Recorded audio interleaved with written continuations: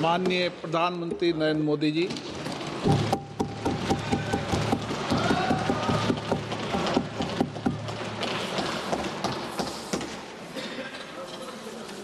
आदरणीय अध्यक्ष जी,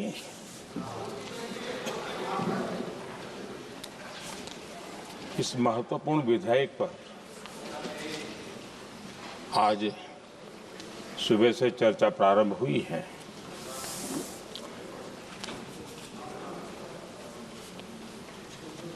काफी साथी यहाँ से भी जिन मुद्दों को स्पर्श किया गया है उसको तथ्य से और तर्क से सदन को जरूर जानकारी देंगे और इसलिए मैं उन विषयों में जाना नहीं चाहता। आदरणीय अध्यक्ष जी, राष्ट्र के जीवन में कुछ महत्वपूर्ण पल आते हैं और उस समय की समाज की मनस्थिति और नेतृत्व की क्षमता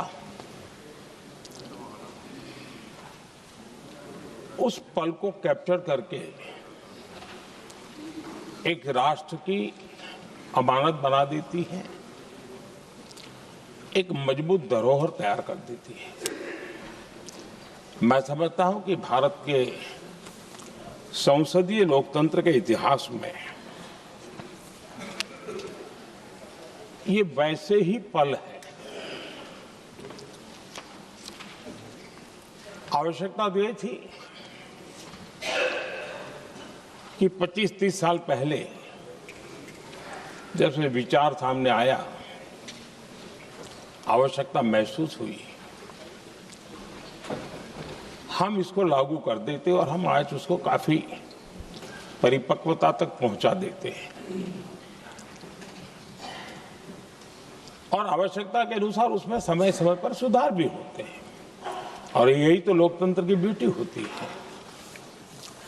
हमारी मदर ऑफ डेमोक्रेसी है, हमारी हजारों साल की लोकतंत्र की एक विकास यात्रा रही है और उस विकास यात्रा में एक नया आयाम जोड़ने का एक शुभ अवसर सदन के हम सभी साथियों को मिला है। और मैंने प्रारंभ में कहा है कि हम सब भाग्यवान हैं कि हमें ऐसे महत्वपूर्ण और देश की आधी आबादी को इस राष्ट्र निर्माण की नीति निर्धारण प्रक्रिया में हिस्सेदार बनाने का सौभाग्य मिल रहा है।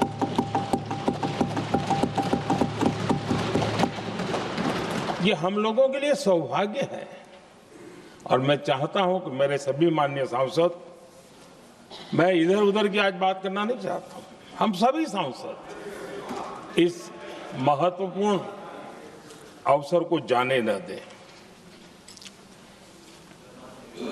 हम भारतीय सब मिल करके देश को नई दिशा देने जा रहे हैं। हमारी शासन व्यवस्था को संवेदनशीलता से भरने का एक सार्थक प्रयास करने के लिए जा रहे हैं और मुझे विश्वास है कि इस मंथन से जो अमृत निकलेगा वो देश की राजनीति की भी उसके रूप स्वरूप को तो तय करने ही करने वाला है, लेकिन ये देश की दिशा और दशा भी तय करने वाला है। इतने महत्वपूर्ण मोड़ पर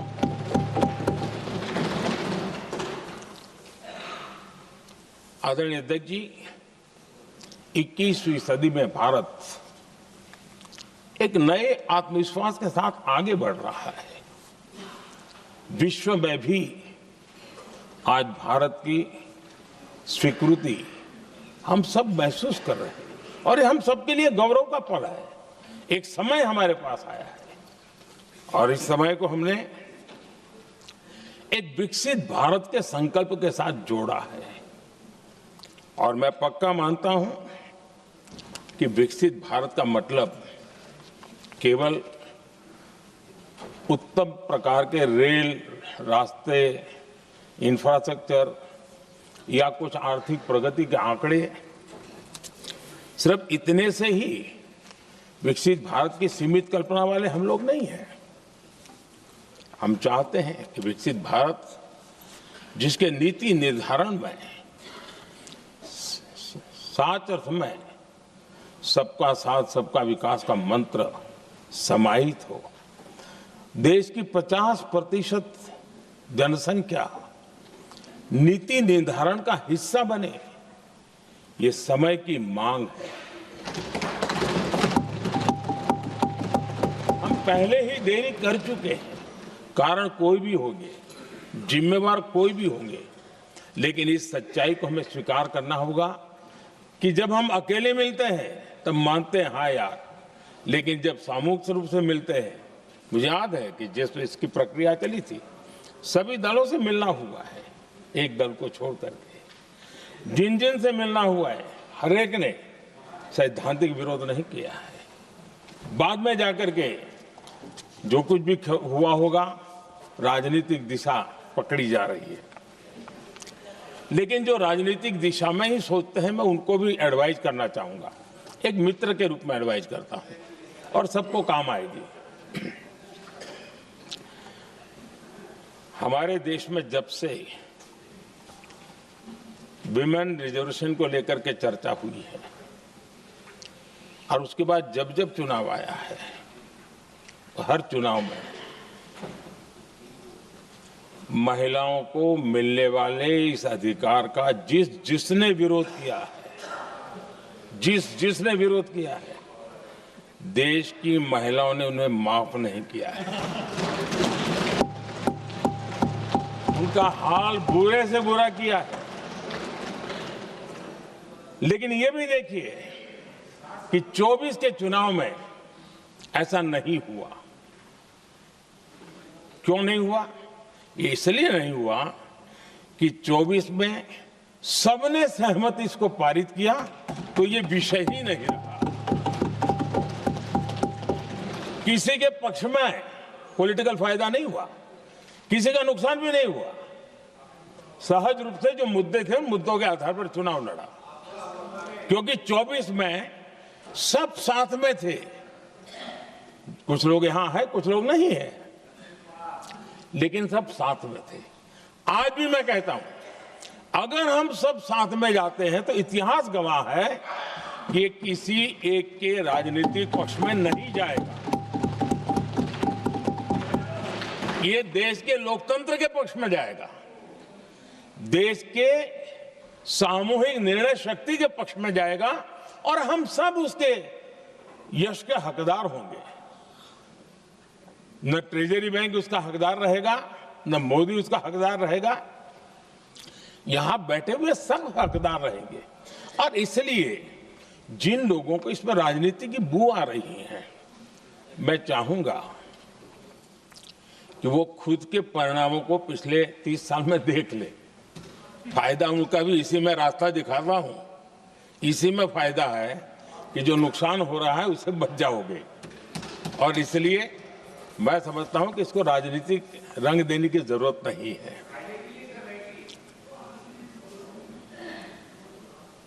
आदरणीय अध्यक्ष जी, मुझे याद है तब तो मैं शासकीय व्यवस्था की राजनीति में नहीं था, मैं एक संगठन के कार्यकर्ता के नाते काम करता था। उस समय एक चर्चा सुनने को मिलती थी गलियारों में कि देखिए ये कैसे लोग हैं,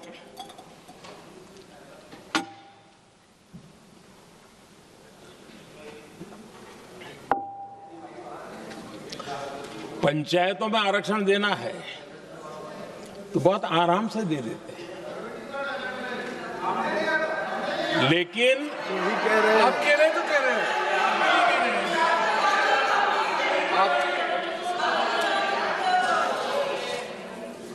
पंचायतों में आरक्षण देना है तो आराम से देते हैं, क्योंकि उसमें उनको खुद का पद जाने का डर नहीं लगता है।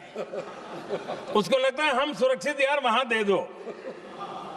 ये उस समय गलियारों में बहुत चर्चा थी कि बोले कभी नहीं करेंगे यहां बैठे हुए। क्यों? क्योंकि उनका कुछ जाएगा, और इसलिए और बगे पंचायत का हो जाता है, 50% तक पहुंच गए। मैं राजनीतिक दृष्टि से और भी एक बात समझाना चाहता हूं साथियों। आज से 25 साल 30 साल पहले जिसने भी विरोध किया तो विरोध राजनीतिक सतह से नीचे नहीं गया था। आज ऐसा समझने की गलती मत करना।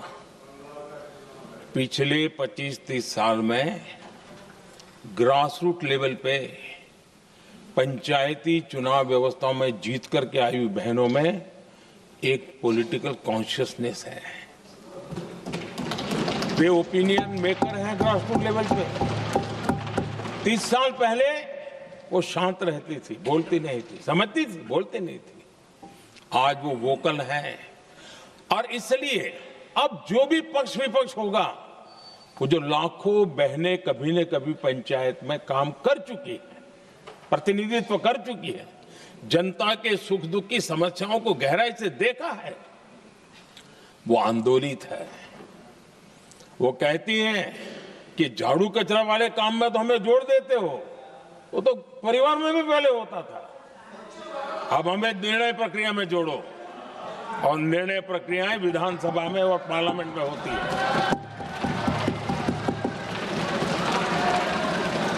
और इसलिए मैं राजनीतिक जीवन में जो लोग प्रगति चाहते, मैं किसी भी सांसद की बात करता हूं, किसी भी एमएलए की बात करता हूं, ये दल वो दल की बात मैं नहीं कर रहा हूं। जो भी राजनीतिक जीवन में सफलतापूर्वक आगे बढ़ना चाहते हैं, उनको ये मान के चलना पड़ेगा कि पिछले 25-30 साल में लाखों बहनें ग्रास रूट लेवल पर लीडर बन चुकी हैं। अब उनके अंदर सिर्फ यहां 33% का नहीं, वहां भी वो आपके फैसलों को प्रभावित करने वाली है। और इसलिए जो आज विरोध करेंगे उसको लंबे समय तक कीमत चुकानी पड़ेगी, लंबे समय तक कीमत चुकानी पड़ेगी। और इसलिए राजनीतिक समझदारी भी इसी में है कि हम ग्रास रूट लेवल पर महिलाओं की जो पॉलिटिकल लीडरशिप खड़ी हुई है, उसको आपने अब कंसीडर करना पड़ेगा। यहां मैंने सुना हमारे मुलायम सिंह जी थे, तब से एक विषय चला रहे हैं, उनके परिवार वाले पे भी चला रहे हैं। आप देश की बहनों पर भरोसा करो ना, उनकी समझदारी पर भरोसा करो। एक बार 33% बहनों को यहां आने दो, आकर के उनको निर्णय करने दो, किसको देना है, किसको नहीं देना है, इस वर्ग को देना, उस वर्ग को देना, करेंगे वो निर्णय। हम उनके सामर्थ्य पर आशंका क्यों करते भाई? एक बार आने तो दो, उनको आने तो दो। जब आएंगे तो 34 पे, और दूसरा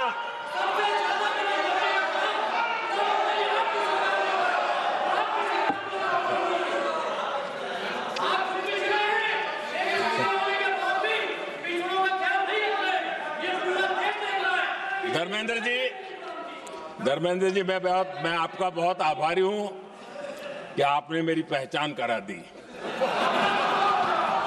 ये बात सही है, मैं अति पिछड़े समाज से आता हूं।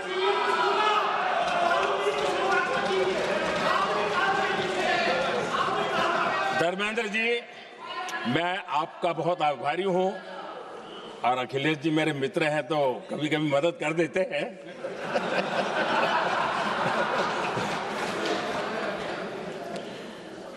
ये बात सही है कि मैं अति पिछड़े समाज से आता हूं, लेकिन मेरा दायित्व समाज के सबको साथ लेके चलने का है और यही मेरे संविधान ने मुझे यही रास्ता दिखाया है। मेरे लिए संविधान ही सर्वोपरि है और इसलिए और ये संविधान की ताकत है कि मेरे जैसा अत्यंत छोटे समाज का, अति पिछड़े समाज के व्यक्ति को इतना बड़ा दायित्व देश ने दिया।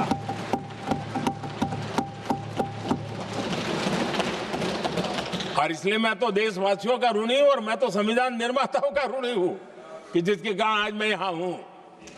लेकिन आदरणीय अध्यक्ष जी, पिछड़ी जाति का स्वीकार कर रहे हैं, लेकिन हम पिछड़ी जातियों के साथ अन्याय न करें, इतना निवेदन है।